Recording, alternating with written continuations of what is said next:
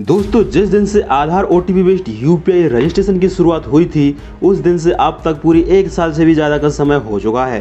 फिलहाल नवंबर का महीना चल रहा है। ये इसलिए खास है क्योंकि अधिकतर बड़े बैंक में अब आधार यूपीआई फीचर लागू है। 15 मार्च 2022 को एनपीसीआई ने पहली बार अपने एक नोटिस में आधार यूपीआई को जल्द से जल्द लागू करने की बात कही थी। हालांकि एनपीसीआई की इस पर प्लानिंग तो थी सितंबर 2021 से, लेकिन इसको फाइनली लागू किया गया था 15 मार्च 2022 से।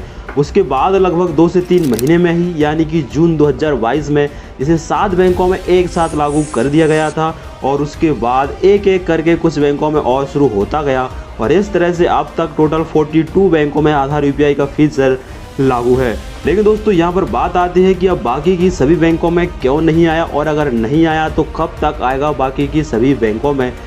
दोस्तों, अगर देखा जाए तो मोस्टली जो बड़े बड़े बैंक हैं जैसे Indian bank, central bank of India, union bank of India, Punjab national bank, Indian overseas bank, Canara bank, HDFC bank और आईसीआईसीआई बैंक, इस तरह से ज़्यादातर बैंकों में आ चुका है। लेकिन फिर भी कुछ बड़ी बैंक बची हुई है जैसे कि state bank of India, bank of India और बैंक ऑफ बड़ौदा। इनमें भी बहुत जल्द आने वाला है, लेकिन फिर भी डेट क्लियर नहीं है कि कब तक आएगा। दोस्तों, जितना बड़ा बैंक होता है उसमें किसी फीचर को इम्प्लीमेंट होने में उतना ही ज़्यादा समय लगता है और फिर सरकारी बैंक तो हैं ही, तो आप समझ ही सकते हैं इनके कामकाज को। हालांकि धीरे धीरे सभी छोटे बड़े बैंक में आ रहा है, तो इस तरह से आप बहुत जल्द ही इन बैंकों में भी आपको देखने को मिल जाएगा।